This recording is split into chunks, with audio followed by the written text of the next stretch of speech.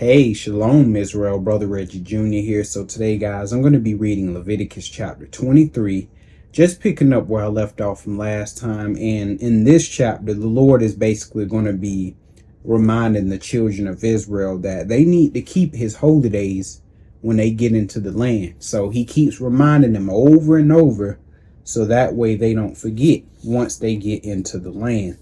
And again, we already been through these things in Exodus. So with this, I'm not going to do too much explaining because I explained a lot of this in Exodus. So for this chapter, we're just going to go ahead and read it all the way through. You know, you could feel free to skip this lesson if you want to, but if not, if you just want to read along with me, hey, feel free to.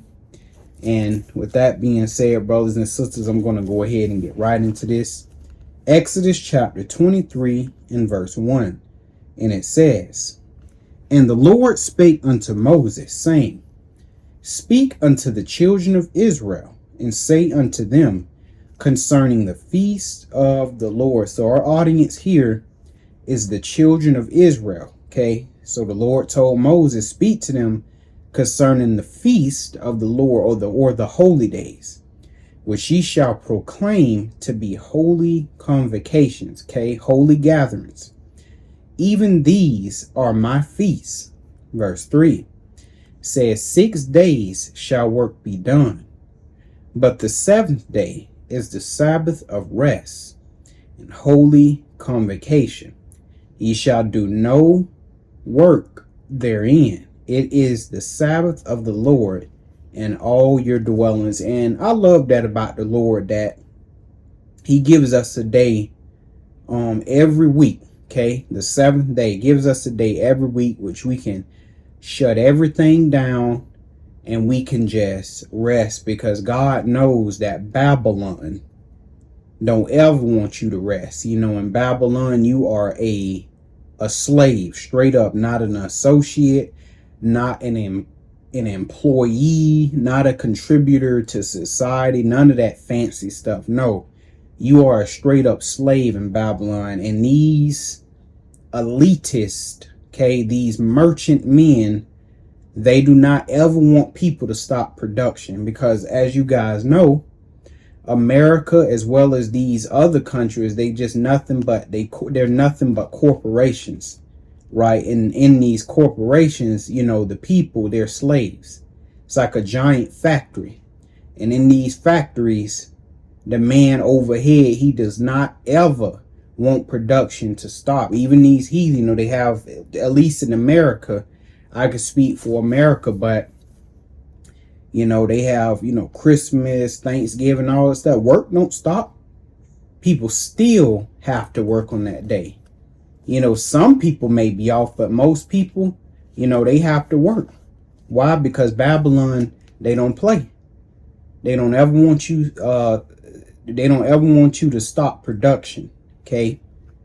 Verse 4, and it says, let me see. These are the feasts of the Lord, even holy convocations. Again, holy gatherings, which ye shall proclaim in their season. So the Lord wants you to speak about these things. Okay, when they're coming close, when they're coming up, the Lord wants you to speak about these things. And I notice we don't really do that, you know, but we didn't have a problem doing it, you know, when it came to Babylon holidays. You know, Christmas coming around, Easter coming around, Thanksgiving, Halloween, what's another one? Mother's Day, Father's Day. When them days getting close, you know, people, they're preparing their minds. They're talking about, hey, what are you going to be doing for Mother's Day? What are you going to be doing for Valentine's Day? See how people proclaiming it? Well, that's what the Lord wanted Israel to do with his feast days, with his holy days. Okay. Verse 5, it says, in the 14th day of the first month at even is the Lord's Passover. So on the 14th day was Passover. Okay.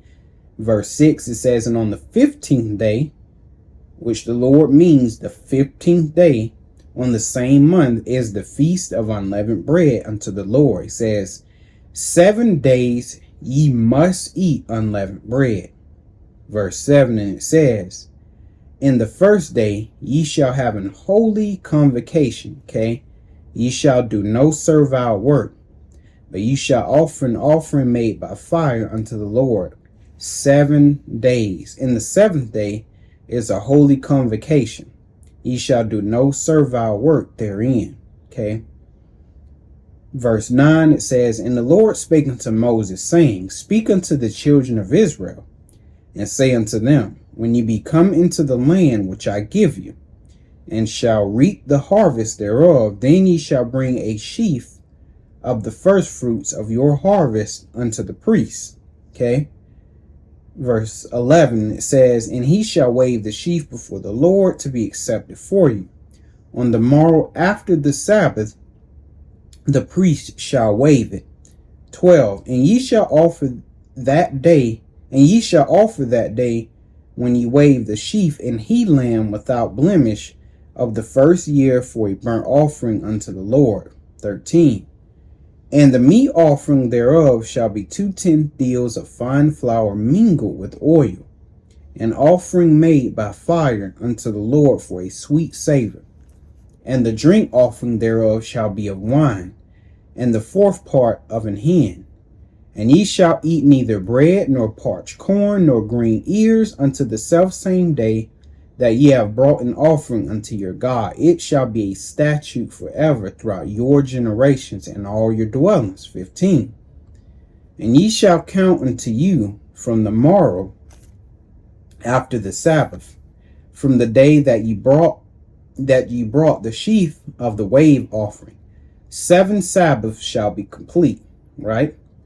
Even unto the morrow after the 7th Sabbath shall ye number 50 days, and ye shall offer a new meat offering unto the Lord. Ye shall bring out of your habitations 2 wave loaves of 2 deals. They shall be of fine flour, they shall be baken with leaven. They are the first fruits of the Lord. And ye shall offer with the bread 7 lambs without blemish of the first year, and 1 young bullock, and 2 rams. And ye shall be for a burnt offering unto the Lord. They shall be for a burnt offering unto the Lord, with their meat offering and their drink offerings, even an offering made by fire of sweet savor unto the Lord. Then ye shall sacrifice 1 kid of the goats for a sin offering, and 2 lambs of the first year for a sacrifice of peace offerings. And the priest shall wave them with the bread of the first fruits for a wave offering before the Lord, with the 2 lambs. They shall be holy to the Lord for the priest. 21, And ye shall proclaim on the selfsame day, that it may be an holy convocation unto you. Ye shall do no servile work therein. It shall be a statute forever in all your dwellings throughout your generations.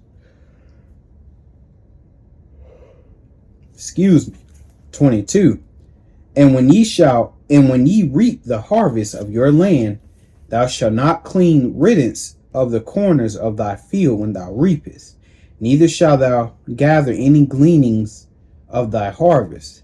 Thou shalt leave them unto the poor and to the strangers. So the Lord, he did not want them to completely, reap their fields, because the Lord wanted Israel. He wanted them to leave.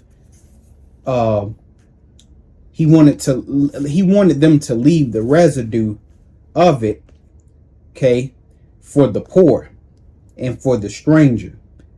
And I like how he said too. He said you not want to clean the corners of your field. Why? Because not only did he want that stuff left over for the poor, but he also wanted the poor to have easy access to those things.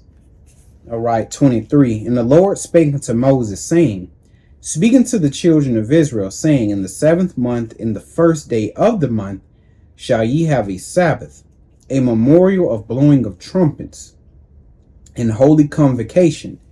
Ye shall do no servile work therein, but ye shall offer an offering made by fire unto the Lord. And the Lord spake unto Moses, saying, Also on the 10th day of this 7th month, there shall be a day of what? Atonement. Arguably the most important holy day that there is out of all of the holy days, the Day of Atonement. It shall be an holy convocation unto you, and ye shall afflict your souls, and offer an offering made by fire unto the Lord. And that afflicting your souls, brothers and sisters, the Lord is talking about humbling ourselves. And, humbling, it's not just an act of putting yourself in a low state, putting dust on your head, and just being low before God. But it's not only that, but it's also what was spoken of in the Bible when it talked about undoing the burdens, treating the widows right, treating the fatherless right, stop all that extorting, stop all that lying, dealing falsely with your brother. That's what that affliction was. The Lord wanted Israel to stop sinning. That's what he wanted. Okay. Verse 28, and it says, and ye shall do no work in that same day, for it is a day of atonement, to make an atonement for you before the Lord your God. For whatsoever soul it be that shall not be afflicted in that same day, he shall be cut off from among his people. 30, and whatsoever soul it be that doeth any work in that same day, the same soul will I destroy from among his people. Ye shall do no manner of work. It shall be a statute forever throughout your generations and all your dwellings. It shall be unto you a Sabbath of rest, and ye shall afflict your souls. In the ninth day of the month at even, from even to even shall ye celebrate your Sabbath. And again, arguably, atonement is the most important holy day. 33. And the Lord spake unto Moses, saying, speak unto the children of Israel, saying, the 15th day of the 7th month shall be the feast of tabernacle, for what? 7 days unto the Lord. On the first day shall be an holy convocation. Ye shall do no servile work therein. 7 days ye shall offer an offering made by fire unto the Lord. On the 8th day shall be an holy convocation unto you, and ye shall offer an offering made by fire unto the Lord. It is a solemn assembly, and ye shall do no servile work therein. 37. These are the feasts of the Lord. And, and real quick, look at the Lord. Not only are these just holy days, but the Lord is, it keeps mentioning how, you're not going to do no work, and how, you're going to rest. Israel, seen these things as a burden. Oh man, we gotta rest. We can't do this. We can't do that. Because Israel, they seen these things as a bunch of stuff that they can't do. But see, now that they here in Babylon, they complaining about how much they're being worked, how they don't get the rest. They ripping and running every single day, Monday through Sunday, ripping and running. But see, we didn't appreciate any of this stuff when we was in the land, because this right here, I'm like, man, this is a good God right here that lets you work. That lets you rest. Because these tyrants here in Babylon, like I said, you a bunch of slaves. They just want to work you to death. That's all they want to do. Work you till you die. 37. These are the feasts of the Lord, which ye shall proclaim to be holy convocations, to offer an offering made by fire unto the Lord, a burnt offering, and a meat offering, and a sacrifice, and drink offerings, everything upon his day. 38. Beside the Sabbaths of the Lord, and beside your gifts, and beside all your vows, and beside all of your freewill offerings, which ye give unto the Lord, also in the 15th day of the 7th month, when ye have gathered in the fruit of the land, ye shall keep a feast unto the Lord 7 days. And ye shall keep a feast unto the Lord 7 days. On the first day shall be a Sabbath, And on the 8th day shall be a Sabbath, right? 40. And ye shall take you on the first day the boughs of goodly trees, branches of palm trees, and the boughs of thick trees, and willows of the brook. Ye shall rejoice before the Lord your God 7 days. You're going to rejoice for all his goodness, okay? And for the abundance of the things that he gave you freely. 41. And ye shall keep it a feast unto the Lord 7 days in a year. It shall be a statute forever in your generations. Ye shall celebrate it in the 7th month. Ye shall dwell in booths 7 days. All that are Israelites born shall dwell in booths, that your generations may know that I made the children of Israel to dwell in booths, okay? When I brought them out of the land of Egypt, I am the Lord your God, okay?